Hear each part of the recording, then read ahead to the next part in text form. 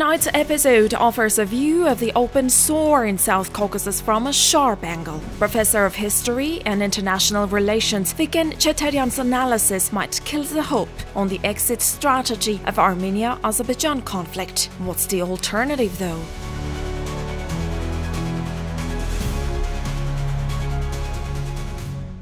Mr. Cheteryan, thank you for this opportunity. Thank you for the invitation. Today's interview will be testing your political faith. Is peace with Azerbaijan realistic? It doesn't really look so for three reasons. Of course, the Armenian government wants peace, is pushing for peace. But if we look at the discourses coming from the Azerbaijani leadership, it's the opposite. It's threats and more talk about aggression and so on. So that's one. Second, you can't have peace just by negotiations between top political leaders. You need also societies, the people of Armenia and the people of Azerbaijan to accept peace.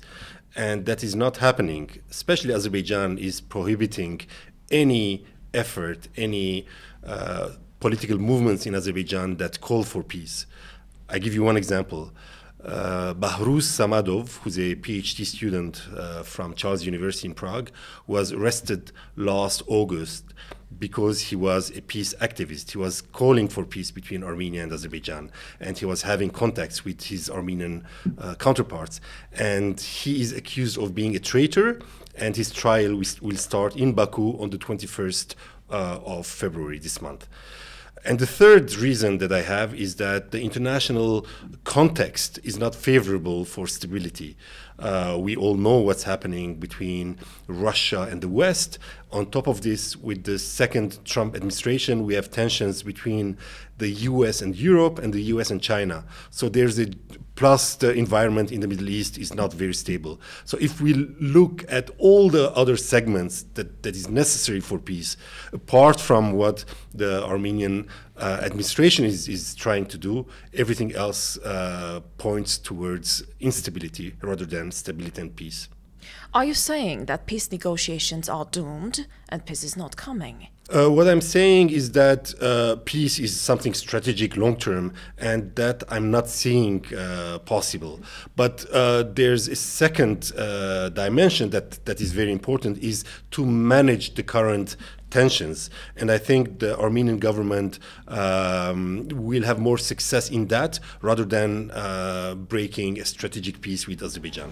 While the Armenian Prime Minister reconfirms willingness to open all communications with Azerbaijan, Baku rejects the offer. Proposed routes are impractical, Baku says, and cargo must transit without being inspected. The main issue is control over the road.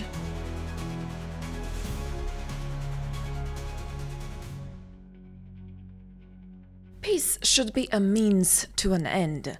An unblocked country with a blossoming economy is the underlying drive. The Armenian government suggested the concept of infrastructure, the crossroad of peace. Do you believe it is viable?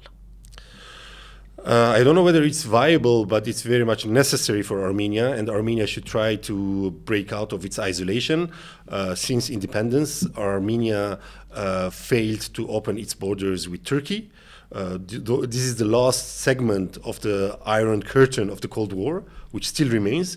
The rest of the Iron Curtain has been erased, and it's only the Armenia-Turkey border that remains. So that's really problematic. On top of this, Armenia was isolated from its major economic and communication partner within the Soviet Union, which was Soviet Azerbaijan back then. So Armenia, since independence, is very much isolated. And this is not only an economical issue, but it's also a threat to Armenia's stability and security. Since independence, Armenia is very much isolated, and this is a threat to Armenia's security and stability, Cheteryan says. Clearly, Armenia should want open borders with all the challenges that they might bring.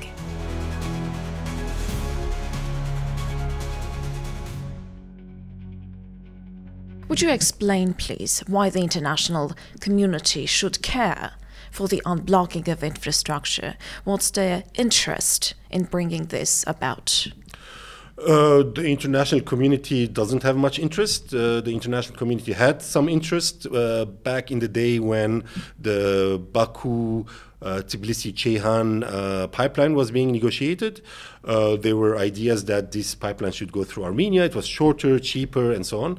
But for political reasons, it didn't happen. So this is an Armenian issue. And Armenia didn't do enough in the past and should do more today and in the future to unblock its borders. It's extremely important for Armenia's survival. Plus, Armenia has very underdeveloped infrastructure. Doesn't have really railways functioning. Its highway system is really obsolete, and its air connections with the rest of the world is very limited. And Armenia should have developed a very dynamic and active civil aviation, which Armenia doesn't have. I have the impression, or you're making it sound like it was Armenia that closed the borders, or it is Armenia that is not opening it. But the reality is that the government is doing the possible, or whatever they can, or whatever they think is necessary to re-establish those connections. But it is Turkey and Azerbaijan who do not do their part. Would you agree? I agree with you. If I gave the impression that it was Armenia's choice to keep the Armenia-Turkey border closed, that's not true. It's Turkey which insistently kept the border closed. What I'm trying to say is that Armenia didn't do enough diplomatically in the past to negotiate with Turkey and maybe with third parties to put pressure on Turkey to open that border. But also what I'm saying is that Armenia did not develop its own infrastructure to have more active trade within the political conditions that we have. The railways that existed in Soviet times were dismantled. Today, the rail connection between Armenia and Tbilisi is the only thing surviving. But also, you might remember that Armenia tried to establish a number of air companies, and all of them failed. And they failed because of mismanagement. I'm being very soft on this. And this was a strategic dimension of Armenia. A country which is isolated needs civil aviation. And up to today, Armenia doesn't have one. Now, there are some private companies coming more and more to Armenia. But that's not enough in itself. It could be useful to accept one's responsibility for the state we are in or for the situation that we have. How can Armenian leaders, intellectuals, authorities, acclaimed journalists, the national elite, help the society face the reality and the trauma of defeat and restore the state? Of course, it's their responsibility to do that. But before explaining what happened to the society, I think Armenian elites, political, spiritual, intellectual, academic, they need to do their homework themselves.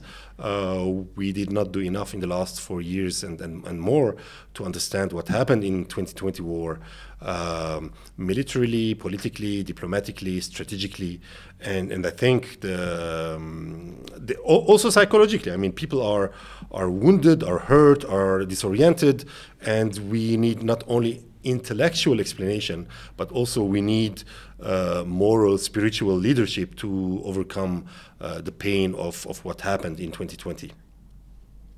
In the past, attempts to unite or to reunite the diaspora over the healing, so to speak, of the homeland have failed.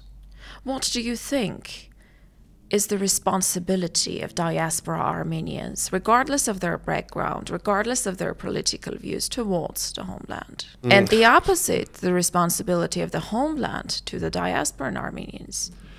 Yes, if we look at the history of diaspora organizations and their relationship with Armenia, with the state, since 1991, we see that those issues were not clarified. We don't know what is the limit of intervention of diaspora political parties, organizations in Armenia, what is their function, what they should do and what they should not do. And the same concerns Armenia vis-à-vis the diaspora.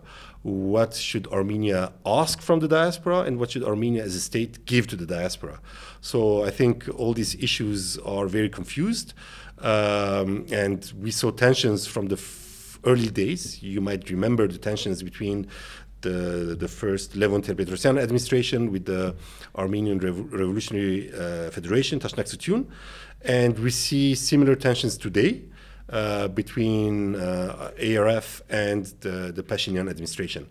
And I understand that there might be political differences, and I'm not very much in favor of Armenian slogans that we should unite without specifying what it means, unity. I don't think we need unity per se. We need also diversity, and sometimes we forget that. But we need clarification. This is about building a common agenda. Yes, we should know what is common, what is the most important, that the survival of Armenia, the security of Armenia, state interests should not be a question of political tensions. And we should also understand that Armenia needs to understand the diaspora, its needs, its survival, towards which Armenia didn't do much effort in the last 3 decades. Thank you. Thank you. The Naked Truth with Vicken Cheteryan on Unblocking Communications is the stumbling block for regional powers to overcome or to trip over on the way to peace.